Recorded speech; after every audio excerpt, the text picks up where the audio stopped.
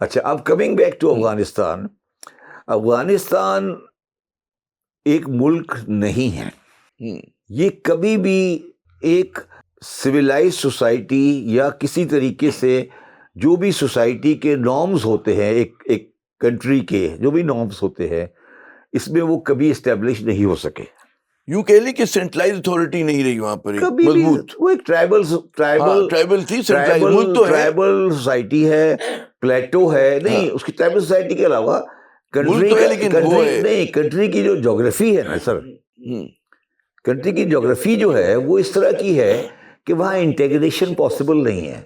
مطلب نہ ریلوے ہے, نہ کوئی بڑی روڈ کی لائن ہے, اٹس اے کائنڈ آف بڑا مشکل علاقہ ہے وہ. میں کئی مرتبہ گیا ہوں اور مطلب آسان نہیں ہے, مشکل علاقہ ہے, بارش کم ہے, آبادی غربت ہے, مطلب اس میں مطلب کوئی بہت سارے لوگ جو بڑے بیسک ہیومن بینگز ہیں ان کے پاس مطلب مشکل میں رہتے ہیں. بالکل آپ نے صحیح کہا, اسی لیے وہ باہر نکلتے ہیں نا جی.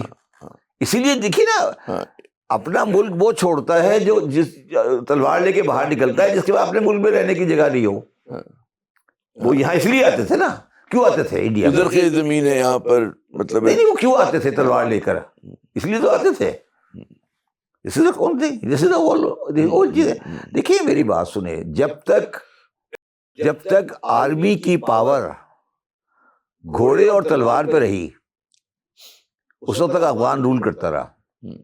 جس دن آرمی کی پاور گھوڑے اور تلوار سے ختم ہو کے بندوق پہ چلی گئی, ختم ہو گیا افغان. سمپل لاجک ہے. پہلے آتا تھا وہ ہندو, پاکستان کا پنجاب کا جو آدمی تھا وہ کمزور تھا, وہ فزیکلی مضبوط تھا, وہاں سے آیا تھا, تلوار ہاتھ میں تھی, اس نے تلوار کا سر کاٹ دیا اور رول کر لیا, ختم ہو گئی بات. اب جس دن بارود ایجاد ہو گیا, پیچیدہ ہو گئی جنگ پیچیدہ ہو گئی, ٹیکنالوجی آ گئی, ختم ہو گئی پاور. اب physical power of the culture کا کوئی تعلق نہیں ہے جنگ جیتنے ہارنے پہ.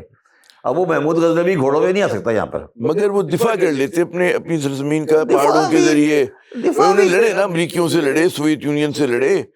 آپ جیسے فرما رہے برٹش امپائر کو انہوں نے نہیں وہاں چین سے بیٹھنے دیا, نہیں دیا. چین سے بیٹھنا تو بات ہے, اندر نہیں آنے دیا, بڑا پرابلم ڈالی وہاں پہ. وہی میں عرض کروں نا کہ یہ تین امپائر سے لڑے نا اپنی تمام تر.